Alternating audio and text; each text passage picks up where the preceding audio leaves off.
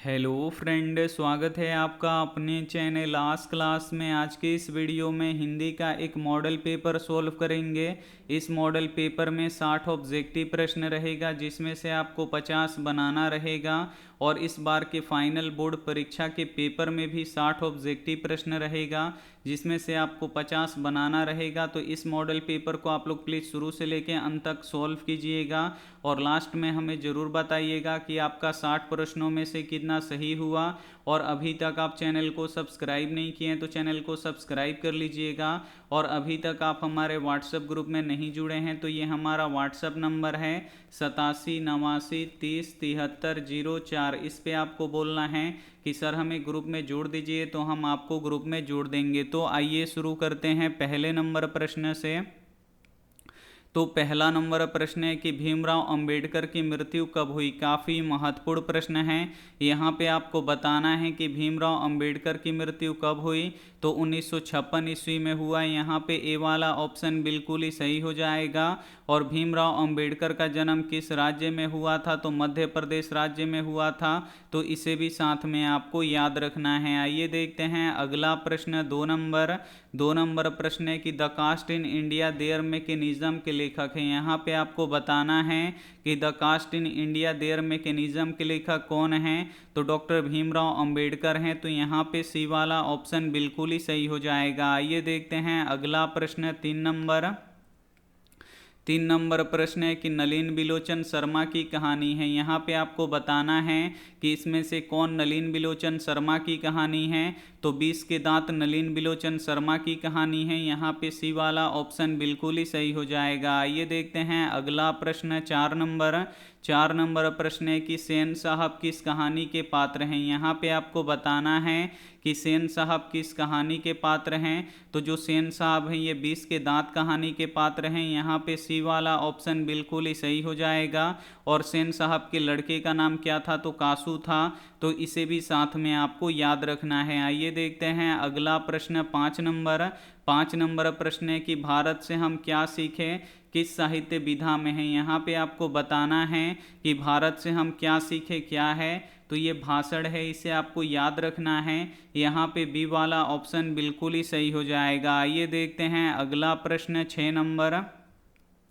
6 number प्रश्न है कि कौन सी भाषा सभी भाषाओं की अग्रजा है। यहाँ पे आपको बताना है कि कौन सी भाषा सभी भाषाओं की अग्रजा है। तो संस्कृत है, इसे आपको याद रखना है। यहाँ पे सी वाला ऑप्शन बिल्कुल ही सही हो जाएगा। और अंग्रेजी किस लिपि में लिखी जाती है, तो रोमन लिपि में लिखी जाती है, इसे आपको याद रखना है। और हिंदी देवनागरी लिपि में लिखी जाती है, तो इसे भी साथ में आपको याद रखना है। आइए देखते हैं अगला प्रश्न। 7 नंबर प्रश्न है कि नाखून क्यों बढ़ते हैं। यह प्रश्न लेखक के समक्ष किसने उपस्थित किया। यहाँ पे आपको बताना है कि नाखून क्यों बढ़ते हैं, यह प्रश्न लेखक से किसने पूछा। तो लेखक की छोटी बेटी ने पूछा, इसे आपको याद रखना है। यहाँ पे बी वाला ऑप्शन बिल्कुल ही सही हो जाएगा। आइए देखते हैं अगला प्रश्न। 8 नंबर प्रश्न है कि नाखून मनुष्य का। यहाँ पे आपको बताना है कि नाखून मनुष्य का क्या है, तो प्राचीनतम हथियार है। यहाँ पे ए वाला ऑप्शन बिल्कुल ही सही हो जाएगा। और जो नाखून है ये पशुता की निशानी है, तो इसे भी साथ में आपको याद रखना है। आइए देखते हैं अगला प्रश्न। 9 नंबर प्रश्न है कि उत्तर भारत के नागरी लिपि को हम किस नाम से जानते हैं। यहाँ पे आपको बताना है कि उत्तर भारत के नागरी लिपि को हम किस नाम से जानते हैं। तो देवनागरी लिपि के नाम से जानते हैं। यहाँ पे ए वाला ऑप्शन बिल्कुल ही सही हो जाएगा। आइए देखते हैं अगला प्रश्न। 10 नंबर प्रश्न है कि महमूद गजनवी द्वारा चलाया गया सिक्का किस लिपि में लिखा गया है। यहाँ पे आपको बताना है कि महमूद गजनवी द्वारा चलाया गया सिक्का किस लिपि में लिखा गया है। तो ब्राह्मी लिपि में लिखा गया है। यहाँ पे ए वाला ऑप्शन बिल्कुल ही सही हो जाएगा। आइए देखते हैं अगला प्रश्न। 11 नंबर प्रश्न है कि बहादुर कहाँ से भागकर आया था। यहाँ पे आपको बताना है कि बहादुर कहाँ से भागकर आया था। तो बहादुर नेपाल से भागकर आया था। यहाँ पे सी वाला ऑप्शन बिल्कुल ही सही हो जाएगा। और बहादुर कौन था, तो बहादुर लेखक का नौकर था, तो इसे भी साथ में आपको याद रखना है। आइए देखते हैं अगला प्रश्न 12 नंबर प्रश्न है कि रिश्तेदार की पत्नी के कितने रुपए खो गए थे। यहाँ पे आपको बताना है कि रिश्तेदार की पत्नी के कितने रुपए खो गए थे, तो 11 रुपए खो गए थे। यहाँ पे ए वाला ऑप्शन बिल्कुल ही सही हो जाएगा। और इसका इल्जाम किस पर लगा था, तो बहादुर पर लगा था, तो इसे भी साथ में आपको याद रखना है। आइए देखते हैं अगला प्रश्न 13 नंबर प्रश्न है कि दूसरों की नकल करके लिखा गया साहित्य कैसा होता है। काफ़ी महत्वपूर्ण प्रश्न है। यहाँ पे आपको बताना है कि दूसरों की नकल करके लिखा गया साहित्य कैसा होता है, तो अधम होता है। यहाँ पे सी वाला ऑप्शन बिल्कुल ही सही हो जाएगा। आइए देखते हैं अगला प्रश्न 14 नंबर प्रश्न है कि बिरजू महाराज को संगीत नाटक अकादमी अवार्ड किस उम्र में मिला, तो 27 वर्ष की उम्र में मिला। इसे आपको याद रखना है। यहाँ पे डी वाला ऑप्शन बिल्कुल ही सही हो जाएगा। और जो बिरजू महाराज थे ये लखनऊ घराने के 7वीं पीढ़ी के कलाकार थे, तो इसे भी साथ में आपको याद रखना है। आइए देखते हैं अगला प्रश्न 15 नंबर प्रश्न है कि आविनियों में लेखक ने कितनी कविताएं लिखी। यहाँ पे आपको बताना है कि आविनियों में लेखक ने कितनी कविताएं लिखी, तो 35 कविताएं लिखी। यहाँ पे सी वाला ऑप्शन बिल्कुल ही सही हो जाएगा। एक प्रश्न ये भी पूछा जाता है कि आविनियों में लेखक कितने दिनों तक रहे, तो 19 दिनों तक रहे, तो इसे भी साथ में आपको याद रखना है। आइए देखते हैं अगला प्रश्न 16 नंबर प्रश्न है कि मछली किस प्रकार की कहानी है। यहाँ पे आपको बताना है कि मछली किस प्रकार की कहानी है, तो जो मछली है ये सामाजिक कहानी है। यहाँ पे सी वाला ऑप्शन बिल्कुल ही सही हो जाएगा। इस मॉडल पेपर में काफ़ी महत्वपूर्ण प्रश्न है, तो एक भी प्रश्न आप लोग स्किप मत कीजिएगा। वीडियो को प्लीज़ आप लोग शुरू से लेके अंत तक देखिएगा। और वीडियो को अभी तक आप लाइक नहीं किए तो प्लीज़ आप लोग वीडियो को लाइक भी कर दीजिएगा। आइए देखते हैं अगला प्रश्न 17 नंबर प्रश्न है कि बिस्मिल्लाह खां के मामा का नाम था। यहाँ पे आपको बताना है कि बिस्मिल्लाह खां के मामा का नाम क्या था, तो सादिक हुसैन था। इसे आपको याद रखना है। यहाँ पे सी वाला ऑप्शन बिल्कुल ही सही हो जाएगा। और बिस्मिल्लाह खां क्या बजाते थे, तो शहनाई बजाते थे, तो इसे भी साथ में आपको याद रखना है। आइए देखते हैं अगला प्रश्न 18 नंबर प्रश्न है कि भारतीय संस्कृति किसका प्रतीक है। यहाँ पे आपको बताना है कि भारतीय संस्कृति किसका प्रतीक है, तो विभिन्न संस्कृतियों के सामंजस्य का प्रतीक है। तो यहाँ पे डी वाला ऑप्शन बिल्कुल ही सही हो जाएगा। आइए देखते हैं अगला प्रश्न 19 नंबर प्रश्न है कि गुरु नानक के अनुसार किसके बिना जन्म व्यर्थ है। यहाँ पे आपको बताना है कि गुरु नानक के अनुसार किसके बिना जन्म व्यर्थ है, तो राम नाम के बिना जन्म व्यर्थ है। इसे आपको याद रखना है। यहाँ पे डी वाला ऑप्शन बिल्कुल ही सही हो जाएगा। आइए देखते हैं अगला प्रश्न 20 नंबर प्रश्न है कि गुरु नानक किस भक्ति धारा के कवि हैं। यहाँ पे आपको बताना है कि गुरु नानक किस भक्ति धारा के कवि हैं, तो निर्गुण भक्ति धारा के कवि हैं। इन्हें आपको याद रखना है। यहाँ पे ए वाला ऑप्शन बिल्कुल ही सही हो जाएगा। और जो गुरु नानक थे ये सिखों के पहले गुरु थे, तो इसे भी साथ में आपको याद रखना है। आइए देखते हैं अगला प्रश्न 21 नंबर प्रश्न है कि कौन सी कृति रसखान की नहीं है। इसमें से आपको बताना है कि कौन सी कृति रसखान की नहीं है, तो अठश्याम जो है ये रसखान की कृति नहीं है। यहाँ पे सी वाला ऑप्शन बिल्कुल ही सही हो जाएगा। आइए देखते हैं अगला प्रश्न 22 नंबर प्रश्न है कि घनानंद किस काल के कवि हैं। यहाँ पे आपको बताना है कि घनानंद किस काल के कवि हैं, तो जो घनानंद है ये रीतिकाल के कवि हैं। इन्हें आपको याद रखना है। यहाँ पे बी वाला ऑप्शन बिल्कुल ही सही हो जाएगा। आइए देखते हैं अगला प्रश्न 23 नंबर प्रश्न है कि अति सुधो स्नेह को मार्ग है शीर्षक सवैया किसकी रचना है। काफ़ी महत्वपूर्ण प्रश्न है। यहाँ पे आपको बताना है कि अति सुधो स्नेह को मार्ग है शीर्षक सवैया किनकी रचना है, तो ये घनानंद की रचना है। यहाँ पे सी वाला ऑप्शन बिल्कुल ही सही हो जाएगा। आइए देखते हैं अगला प्रश्न 24 नंबर प्रश्न है कि प्रेमधन किस युग के कवि हैं। यहाँ पे आपको बताना है कि प्रेमधन किस युग के कवि हैं, तो जो प्रेमधन है ये भारतेंदु युग के कवि हैं। यहाँ पे ए वाला ऑप्शन बिल्कुल ही सही हो जाएगा। आइए देखते हैं अगला प्रश्न 25 नंबर प्रश्न है कि पंत जी की भारत माता कहाँ की निवासिनी है। काफ़ी महत्वपूर्ण प्रश्न है ये आपके बोर्ड परीक्षा के लिए। यहाँ पे आपको बताना है कि पंत जी की भारत माता कहाँ निवास करती हैं, तो गाँव में निवास करती हैं। यहाँ पे ए वाला ऑप्शन बिल्कुल ही सही हो जाएगा। आइए देखते हैं अगला प्रश्न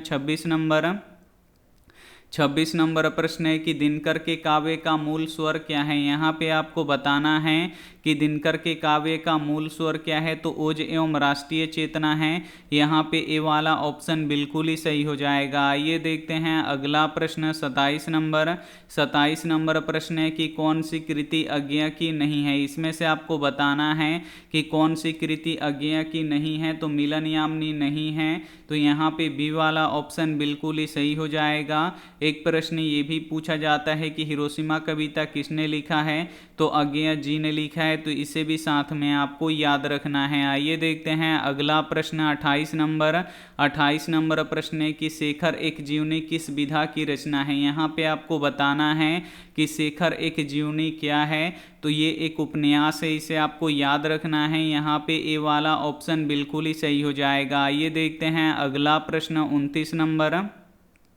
29 नंबर प्रश्न है कि कुंवर नारायण कैसे कवि हैं। यहाँ पे आपको बताना है कि कुंवर नारायण कैसे कवि हैं, तो ये एक संवेदनशील कवि हैं, तो यहाँ पे बी वाला ऑप्शन बिल्कुल ही सही हो जाएगा। आइए देखते हैं अगला प्रश्न 30 नंबर प्रश्न है कि इसी दुनिया में किसकी कृति है। यहाँ पे आपको बताना है कि इसी दुनिया में किसकी कृति है, तो इसी दुनिया में वीरेन डगवाल की कृति है। यहाँ पे ए वाला ऑप्शन बिल्कुल ही सही हो जाएगा। आइए देखते हैं अगला प्रश्न 31 नंबर प्रश्न है कि चौखटे में बेटे को क्या नहीं अटकता। यहाँ पे आपको बताना है कि चौखटे में बेटे को क्या नहीं अटकता, तो क नहीं अटकता, इसे आपको याद रखना है। यहाँ पे ए वाला ऑप्शन बिल्कुल ही सही हो जाएगा। आइए देखते हैं अगला प्रश्न 32 नंबर प्रश्न है कि लौट कर आऊँगा फिर कविता का वर्ण्य विषय क्या है। यहाँ पे आपको बताना है कि लौट कर आऊँगा फिर कविता में कवि क्या किस विषय में बात करता है,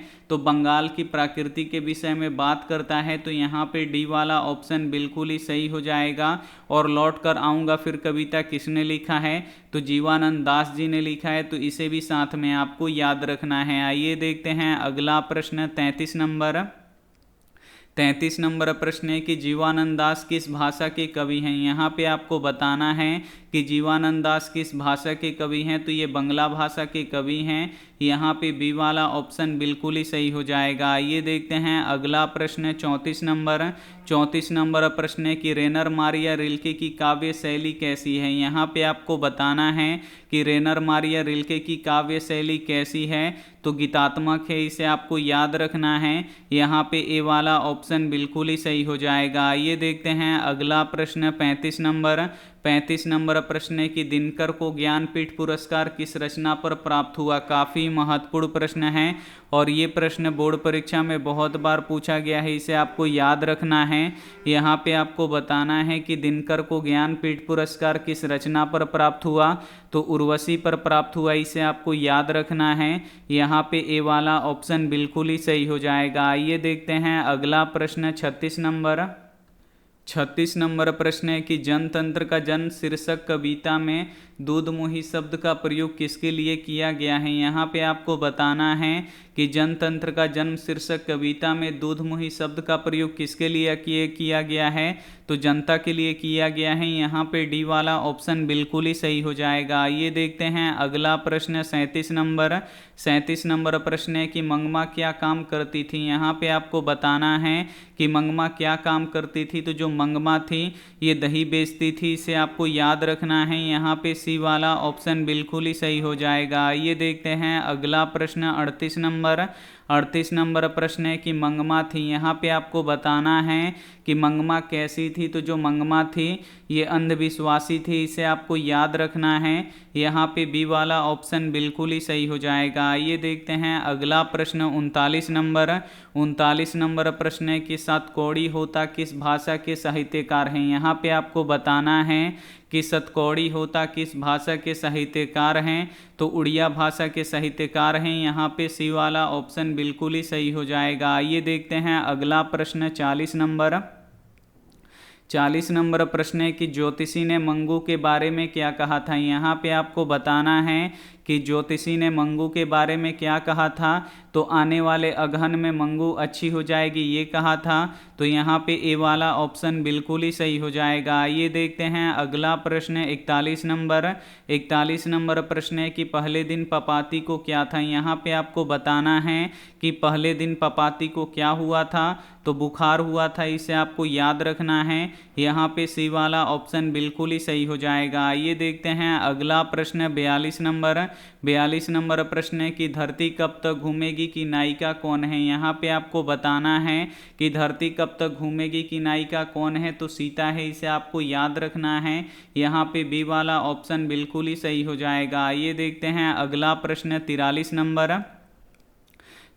नंबर प्रश्न है कि हिमालय शब्द में कौन सी संज्ञा है। यहाँ पे आपको बताना है कि हिमालय शब्द में कौन सी संज्ञा है। तो हिमालय क्या है, तो पर्वत का नाम है। और नाम किस में आता है, तो व्यक्तिवाचक संज्ञा में आता है। तो यहाँ पे बी वाला ऑप्शन बिल्कुल ही सही हो जाएगा। आइए देखते हैं अगला प्रश्न 44 नंबर प्रश्न है कि मैं रामायण पढ़ता हूँ, इस वाक्य में मैं कौन सा सर्वनाम है। यहाँ पे आपको बताना है कि मैं रामायण पढ़ता हूँ, तो इस वाक्य में मैं में कौन सा सर्वनाम है। तो इसमें पुरुषवाचक सर्वनाम है। यहाँ पे ए वाला ऑप्शन बिल्कुल ही सही हो जाएगा। जो मैं होता है वो क्या होता है, पुरुषवाचक सर्वनाम होता है। आइए देखते हैं अगला प्रश्न 45 नंबर प्रश्न है कि स्वर्ग का विशेषण होगा। यहाँ पे आपको बताना है कि स्वर्ग का विशेषण क्या होगा। तो स्वर्गीय होगा, इसे आपको याद रखना है। यहाँ पे सी वाला ऑप्शन बिल्कुल ही सही हो जाएगा। आइए देखते हैं अगला प्रश्न 46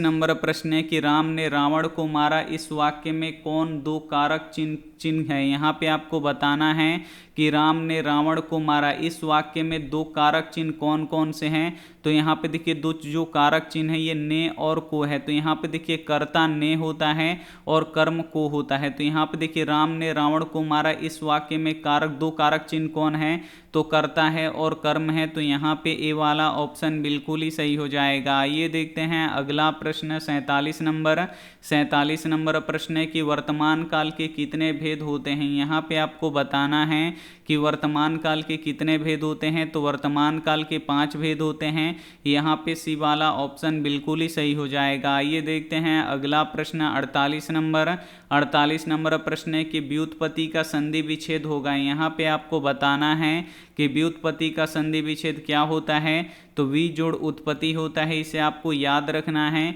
यहाँ पे ए वाला ऑप्शन बिल्कुल ही सही हो जाएगा। आइए देखते हैं अगला प्रश्न 49 नंबर प्रश्न है कि विद्यार्थी शब्द में कौन सी संधि है। यहाँ पे आपको बताना है कि विद्यार्थी शब्द में कौन सी संधि है। तो दीर्घ संधि है। यहाँ पे ए वाला ऑप्शन बिल्कुल ही सही हो जाएगा। आइए देखते हैं अंतिम प्रश्न यहाँ पे 50 नंबर प्रश्न है कि महात्मा में समास बताइए। यहाँ पे आपको बताना है कि जो महात्मा शब्द है इसमें कौन सा समास है। तो कर्मधारय समास है। यहाँ पे बी वाला ऑप्शन बिल्कुल ही सही हो जाएगा। इस मॉडल पेपर के सभी महत्वपूर्ण ऑब्जेक्टिव प्रश्न हम आपको बता चुके हैं। तो इसमें से जो भी प्रश्न आपको याद ना हो तो प्लीज़ आप लोग उसे नोटबुक पे लिख के जरूर याद कर लीजिएगा। और चैनल को अभी तक आप सब्सक्राइब नहीं किए तो चैनल को सब्सक्राइब करके साथ में बेल आइकन को ऑल पे दबा लीजिएगा। और वीडियो को अभी तक आप लाइक नहीं किए तो प्लीज़ आप लोग वीडियो को लाइक भी कर दीजिएगा। तो थैंक यू फॉर वॉचिंग। मिलते हैं अगली क्लास में, तब तक अपना ध्यान रखिए, मन लगा के पढ़ाई कीजिए। Take care and bye.